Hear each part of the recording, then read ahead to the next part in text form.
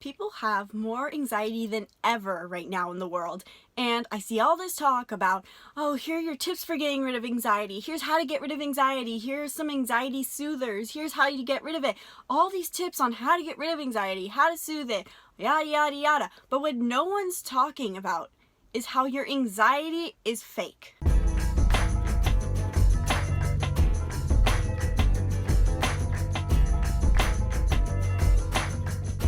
Welcome to Making Mindfulness Fun. I'm Isabelle. I'm the co-founder of Making Mindfulness Fun and a mindfulness and Enneagram coach here at Making Mindfulness Fun. In this video, I'm sharing how you can get rid of your anxiety and why your anxiety is fake. So before I can tell you the tips to get rid of your anxiety, I need you to understand that your anxiety right now that you're feeling is a lie. It is fake. It's all in your head. Now, you might be thinking, oh my gosh, shut up, Isabelle. You know, it's really hard to have anxiety, so don't just go there and say that it all is made up. That hurts because it really is there. I'm not saying it's not there. Here's what I want you to understand. Long ago, we had a need for this thing called our sympathetic nervous system. Now, there's three segments we're going to call of our nervous system: our sympathetic, our parasympathetic, and our autonomic. Let's talk about the sympathetic. The sympathetic is our stress. Our sympathetic nervous system focuses on taking in our environment, focusing on details, noticing if we're going to be hunted, because long ago we needed this. We needed to make sure we weren't going to get attacked by predators. We needed to make sure that so that we could run for survival. So we had this sympathetic nervous system so that we could act fast, be aware of our surroundings, and get away from danger.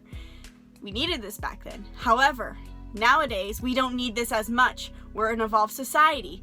But we still have the sympathetic nervous system, and it needs to play a role. It feels useless if it's not used. So it's always looking in our day for a perceived threat. Now, how does this work? Well, there's certainly not a saber-toothed tiger or any sort of animal or person who's out going through your day hunting you. So now it's looking at simple things and trying to see where it can find the stress, what it's supposed to focus on, because as we get more energy in the day, it starts to shift on. It's habit. So it perceives social interaction or your job or a confrontation with a colleague. That is all stress. It perceives school as stress. These everyday things are now our survival mode instinct, and the sympathetic nervous system is trying to protect us from it, and now it's overactive. Now, this is our stress state. The sympathetic nervous system is our stress, and it definitely serves a purpose. But nowadays, it's too overactive. The reason you have so much anxiety is because the sympathetic nervous state has not shut off. In a perfect world, you use your sympathetic nervous state when you need it, when you're doing something intense like working out or exercising or focusing really hard, or if you're in a survival mode or a moment where you need to survive. And you would shut it off at the end of the day and go into your parasympathetic nervous state, your calm state, so you can rest, digest, recover, strengthen, all of those things. But nowadays in society, we've programmed ourselves to stay in our sympathetic nervous state.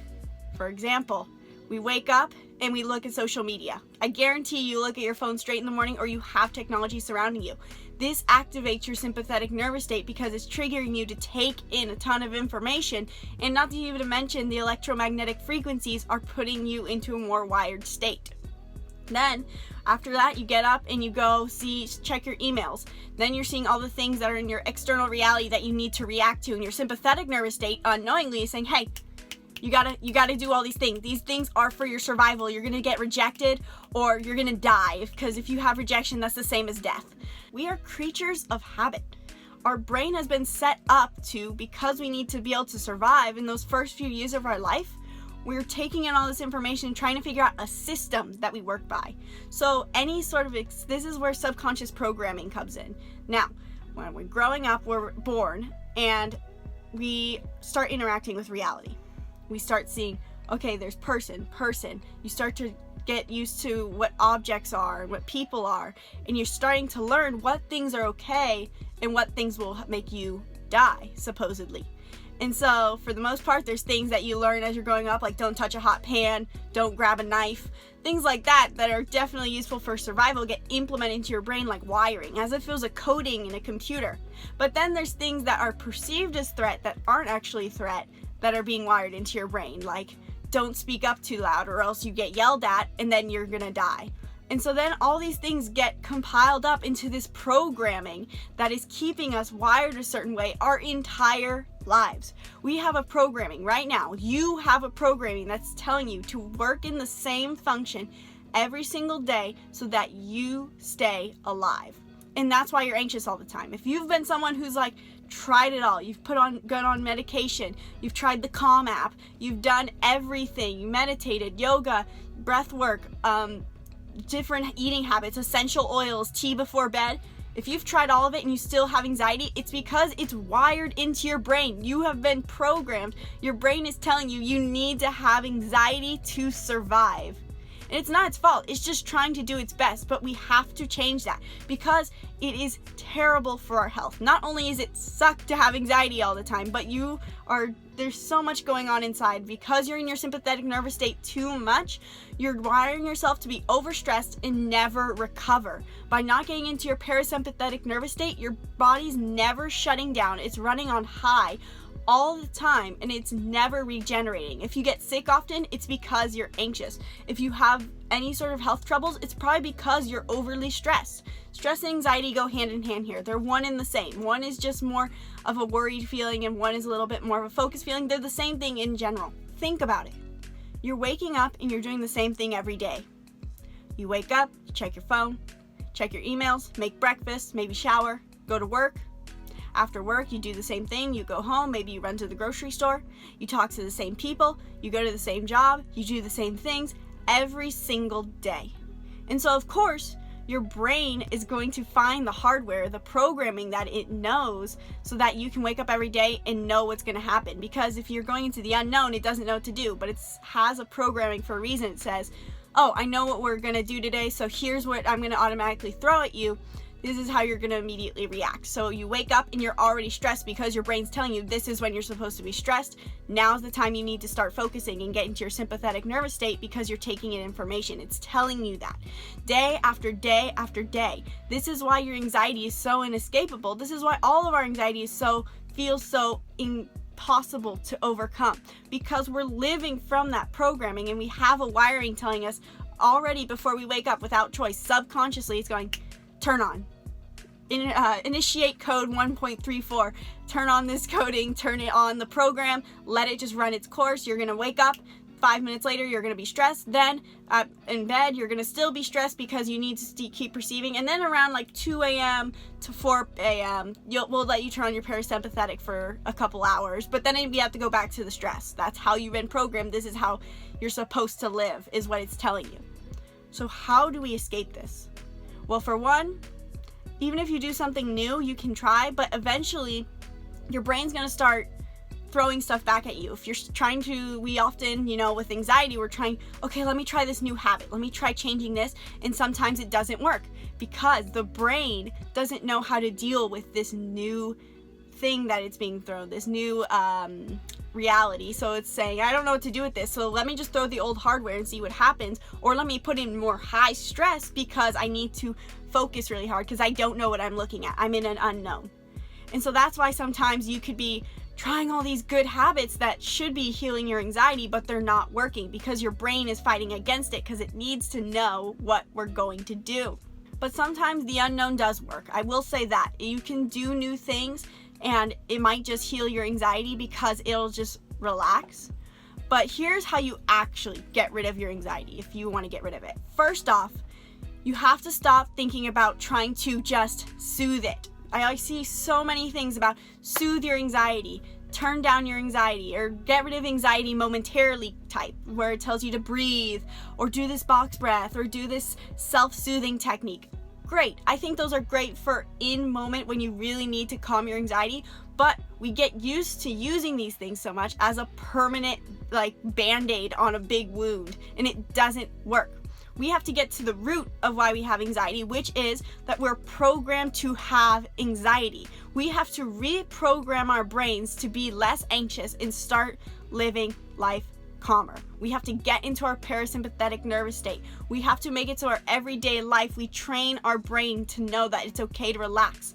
And this all in the end comes down to a simple thing called mindfulness. Now, I guarantee you've heard that word before. If you're into getting rid of your anxiety, if you're any sort of self-growth person, if you've been meditating or yoga, you've heard the word mindfulness before, and you often probably think of yoga, meditation, breath work, meditation apps, guided meditations, Deepak Chopra, whatever. That's not mindfulness. Those are mindfulness practices and they're great, but mindfulness is the state and quality of being mindful. We have to become aware of what programming is being run. We have to become aware that we are thinking a certain way, that we're programmed a certain way, that we have to become aware of when we feel our sympathetic nervous state shut on, because you know you can feel it.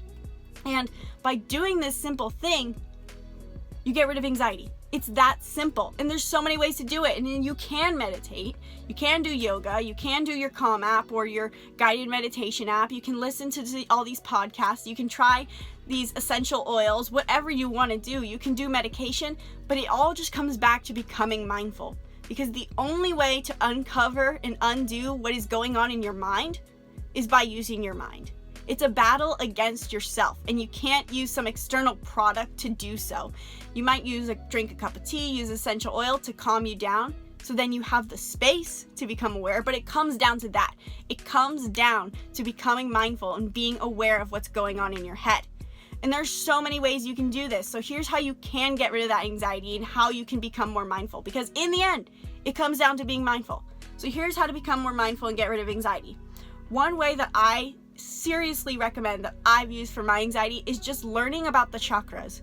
The chakras are energy hubs in our body, and they're a little bit spiritual, so if you're not into that, I recommend it otherwise, because it is such a good framework for understanding how our body works and how we're all connected, our emotions and our body and our thoughts, how all of it is intertwined, and it works. I've used it for so many years. I've learned about the chakras. Check out our YouTube channel, the rest of our channel. We have so many videos on the chakras because they control our anxiety, and they help you so much with becoming and giving you a framework to be mindful. I know for me, because I had anxiety for a while, I started learning about the chakras, and it just gave me something to focus on, because we're told we have to meditate or do yoga or practice mindfulness, and we just don't know where to start. Like, okay, I'm gonna pay attention to my thoughts. It doesn't work that way sometimes. Having a framework is amazing, and the chakras do that for you, and you're gonna learn so much about yourself in the process and do so many other programmings you didn't know you have. So check out our YouTube channel for videos on the chakras. Number 2, the Enneagram. Now, it's going to sound crazy to say, but the Enneagram is a personality typing system, and you might be thinking, what does this have to do with anxiety? Why is it, you mean like if I know my zodiac sign, if I'm an Aries or a Taurus or something like that, or if I know my Disney princess, what type of Disney princess I am, that's going to solve my anxiety? Yes.